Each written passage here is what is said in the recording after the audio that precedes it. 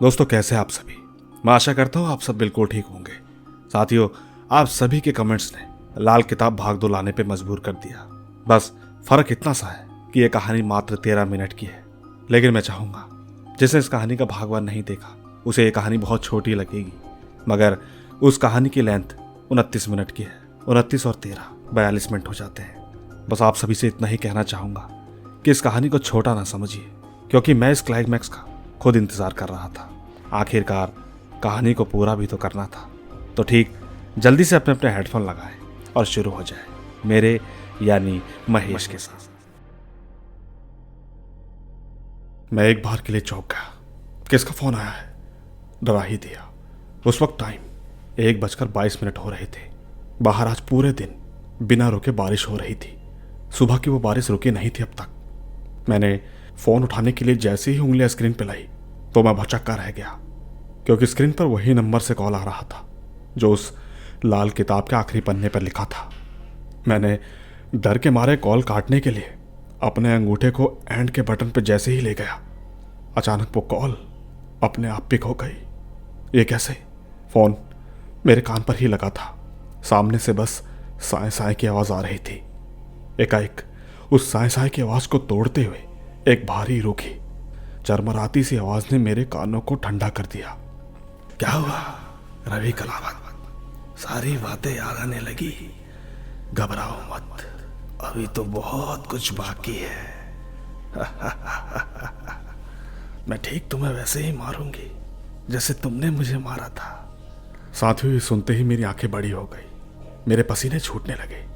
चंद second में मैं पसीने से भीग गया। ठीक मेरी आंखों के सामने पिछले 2 महीने की बातें किसी फिल्म की तरह चलने लगी। बात दरअसल ये है, 2 महीने पहले मैं रजत से मिला था। मैंने रजत से कहा कि रजत, मेरी लिखी किताबों को अब कोई खरीद नहीं रहा। पब्लिशर ने मुझे इस बार पिछले से भी आधे पैसे दिए हैं। अब इससे मैं अपना पूरा महीना कैसे निकालूंगा, तू ही बता। रजत मुझसे कहने लगा कि तेरी बोरिंग और पुरानी कहानियां अब कोई नहीं पढ़ना चाहता, समझा? आज के लोगों को कुछ नया चाहिए, कुछ मसालेदार। उनको कुछ ऐसा चाहिए जो कि हड्डी कपाने वाला डर पैदा कर सके और मिस्ट्री भी बनाए रखे, ना कि तेरी ही पुरानी कहानियां जिसमें एक हीरो को कोई भूत पकड़ लेता है और बस उसके पीछे ही पड़ जाता है। साथियों, रजत और मैं दोनों आपस में बातें ही कर रहे थे। उस वक्त सूरज आधा डूब गया था। डूबते सूरज की पीली हल्की किरणें शाम को एकदम सुनहरा बना रही थी। आसमान पूरा संतरी हो गया था और दूर उड़ते काले पक्षी शायद अपने घर को जा रहे थे। मैं चुपचाप किसी सोच में पड़ गया। मैंने रजत से कहा, नहीं यार, मैं सोच रहा हूं कि ये लोग आखिरकार मेरी किताबों को ऐसे अचानक से खरीदना कम क्यों कर रहे हैं। ऐसे तो मैं धीरे धीरे बर्बाद हो जाऊंगा। रजत ने मुझसे कहा, देख रवि, तेरी इस प्रॉब्लम का कारण मार्केट में एक नया लेखक है। अरे, तो आप ही हैं रवि कलावत? उस आदमी ने रजत की बात को काटते हुए कहा, मैं आपकी सारी किताबें पढ़ता हूं। क्या कहानी लिखते हो आप, वाह, मजा आता है सुनकर। कई बार तो रातों को सोने से पहले मैं जब भी आपकी लिखी कहानियों को पढ़ता हूं तो डर के मारे मुझे नींद आना मुश्किल हो जाता है। मैंने उससे कहा, धन्यवाद। दोस्तों, वो आदमी 35 से 40 साल की उम्र का लग रहा था। उसके चेहरे पर एक बड़ी मुस्कान थी। आंखों में चश्मा लगा हुआ था। पहनावे में उसने वेस्टर्न स्टाइल का कोट पहना था। काफी अच्छे घर का लग रहा था वो आदमी। उस आदमी ने मुझसे दोबारा कहा, जी आपकी अगली किताब कब आ रही है? मैं पिछली कहानी के बाद बेसब्री से इंतजार कर रहा हूं। दोस्तों, उस आदमी ने मुझसे बड़े ही उत्सुक होकर पूछा। मैंने उससे कहा कि जल्द, मैं कोशिश करता हूं। वो कहने लगा, अरे कोई बात नहीं, आप आराम से अपनी कहानी पर काम करिए, तब तक मैं इस नई लेखिका की लिखी किताबें पढ़ लूंगा। मैं एकदम से चौंक गया। कौन सी लेखिका? जनाब, आप किसकी बात कर रहे हैं? जरा हमें भी बताइए। मैंने थोड़े रूखे और चिढ़े हुए अंदाज में उससे ये बात कही। उस आदमी ने एकदम से झुककर बोला, जी ये मीना संतोषकार नाम की कोई नई लेखिका है। अभी कुछ दिनों पहले ही इसने अपनी किताब को प्रकाशित करा है और तो और इस हफ्ते में ही काफ़ी ज़्यादा पॉपुलर हो गई है। दोस्तों, उस आदमी ने मुझसे ये बातें कही। उसको समझ आ चुका था कि मुझे चिढ़ हो रही है उस नई लेखिका की किताबों से। इसीलिए इतना कहकर वो चुपचाप वहां से जाने के लिए खड़ा हो गया। अरे, जनाब जरा दिखाइए तो आपकी नई लेखिका की किताब, मैं भी तो देखूं। इस बार रजत ने मुझे काटते हुए कहा।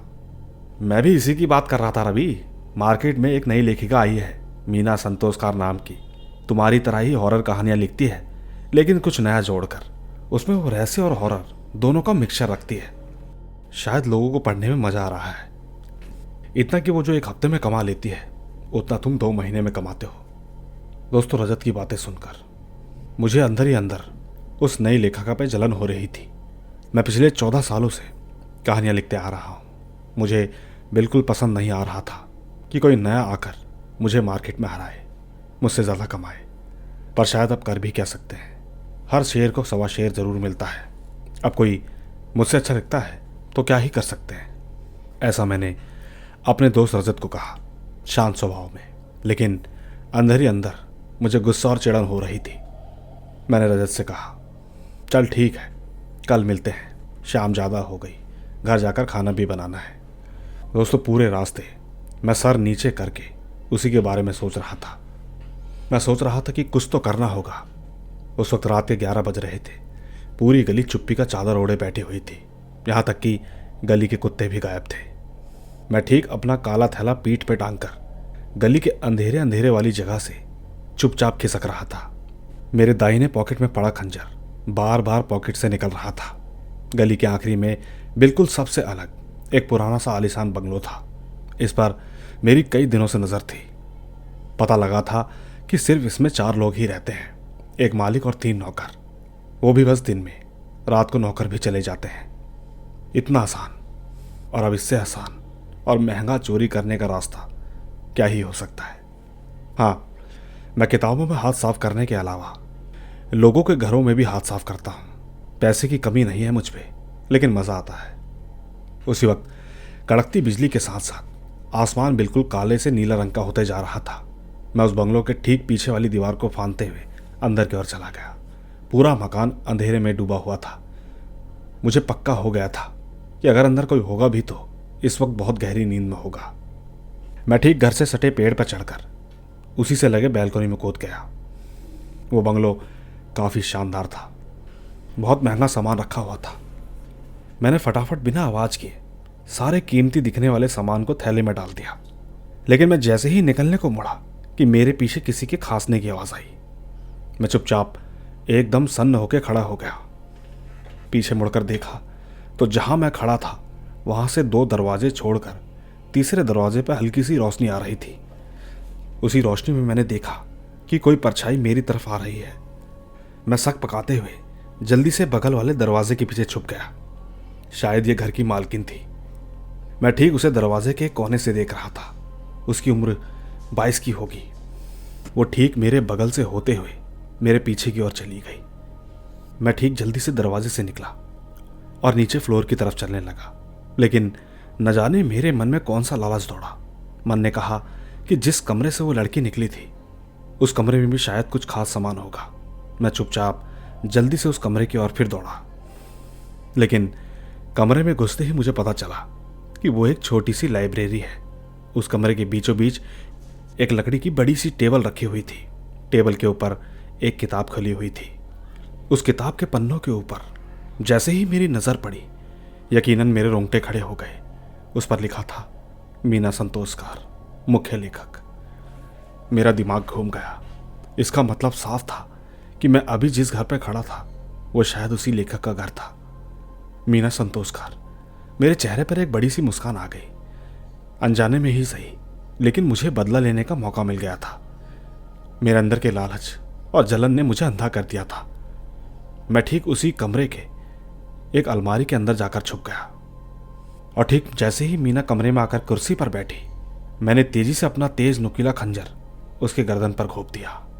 साथ के साथ एक तेज और गर्म खून की धार निकलने लगी। खून से पूरा टेबल लाल हो गया। वो किताब भी पूरी खून से लथपथ लाल रंग में रंग गई। मैंने ठीक उसकी गर्दन से खंजर निकाली और तेजी से बैल्कनी से कूदकर वहां से निकल गया।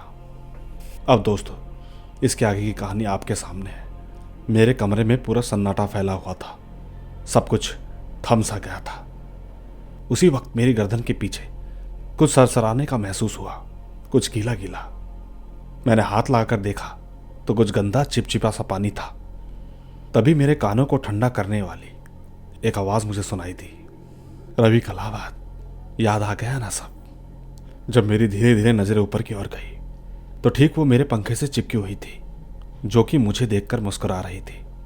उसके मुंह से वही चिपचिपा पानी गिर रहा था, बिल्कुल वैसा ही जैसे रजत ने अपनी डायरी में लिखा था। एकदम पतली, ना इंसान न जानवर, नरक की कोई दानव लग रही थी। उसके वहां होने से कमरे में एक अजीब सी गंध फैल रही थी। मैं इतना सब देखने के बाद पूरा सदमे में था, अपनी पलकें तक भी नहीं झपका पाया। मेरी सांसें बेकाबू हो चुकी थी। कमरे की दीवार पर लगी घड़ी और ठीक उसकी आवाज, टिक टिक टिक टिक, जैसे मेरी कब्र की घंटी बन चुकी थी। लेकिन मीना संतोषकर उस पंखे से नीचे नहीं उतरी, पर उसकी गर्दन अजीब सी एक ही झटके में घूमी और सीधा मेरी आंखों के सामने आ गई। मैंने अपनी पूरी ताकत से एक ही बारी में बिस्तर से छलांग मारी और अपने कमरे के दरवाजे को खोलते हुए सीधा बाहर निकल गया। लेकिन ये क्या, बाहर निकलते ही मुझे एहसास हुआ कि मैं अपने कमरे में नहीं हूं, मैं तो कोई बड़े से गलियारे में खड़ा था। बारिश की आवाज मेरे कानों पर पड़ रही थी। पीछे मुड़कर देखा तो जिस दरवाजे से मैं आया था वो दरवाजा भी वहां पर नहीं था, बल्कि वो तो एक लंबा सा अंधेरे में डूबा हुआ गलियारा था। उसी वक्त एकदम तेज की बिजली कड़की और एक पल के लिए पूरा अंधेरा रोशनी में छुप गया। इसके बाद जो मैंने देखा, उसे देखने के बाद मेरी दुनिया ही पलट गई। मैं मीना संतोषकर के उस बड़े से बंगलों में था और ठीक मेरे सामने मेरे ही जैसे दिखने वाला बिल्कुल एक आदमी खड़ा होकर मुस्कुरा रहा था। फिर एकदम से पूरे गलियारे की लाइट जल गई। इसके बाद वो सामने वाला इंसान हंसते हुए मुझे अपनी ओर आने का इशारा करने लगा। मैं धीरे धीरे उसके पीछे जाने लगा। वो चलते चलते एक कमरे में जाकर घुस गया, जहां से ठीक थोड़ी थोड़ी पीली रोशनी आ रही थी। फिर मुझे एकदम से आभास हुआ, शायद ये वही लाइब्रेरी है जिसमें उस रात मीना संतोषकार को मैंने मारा था। उसी वक्त अचानक पीछे से मुझे किसी के फुसफुसाने की आवाज आने लगी। मैंने पीछे मुड़कर देखा तो ये वही भयानक चुड़ैल थी जो कि मेरी तरफ आ रही थी। मैं जल्दी से भागता भागता उसी कमरे में जाकर घुस गया। मैं ठीक बगल में रखी एक अलमारी में छुप गया। अब इस बार उस टेबल की कुर्सी पर मैं बैठा हुआ था, मतलब मेरा हमशक्ल। वो ठीक हाथ में लाल किताब पकड़े हुए मेरी तरफ देखकर मुस्कुरा रहा था। तभी दरवाजे से वो चुड़ैल कमरे के अंदर आ गई और मैं अलमारी में बैठा उसे साफ देख पा रहा था। उसके हाथ में भी स्वयं वही खंजर था जो उस दिन मेरे पास था। वो चुड़ैल धीरे धीरे चलते हुए मेरे हमशक्ल के पीछे जाकर खड़ी हो गई और उसने ठीक एक जोर की चीख के साथ उस खंजर को मेरी गर्दन में घुसा दिया। लेकिन चाकू उस चुड़ैल ने मेरे हमशक्ल को मारी थी, पर खून मेरी गर्दन से निकल रहा था। दर्द के मारे मैं अलमारी से बाहर धड़ाम से गिर गया। मेरी गर्दन से काफी सारा खून निकल रहा था और ठीक धीरे धीरे मेरी आंखें बंद सी हो गई। शायद मैं मर चुका था। बस इतनी ही थी ये कहानी। दोस्तों, इस कहानी को पूरा सुनने के लिए आपको इसका भाग 1 देखना होगा। शायद तब जाकर आपको ये पूरी कहानी समझ में आएगी। बाकी भाग 2 आपके सामने है। अब ये जैसा भी है, आप नीचे कमेंट जरूर कीजिएगा। धन्यवाद।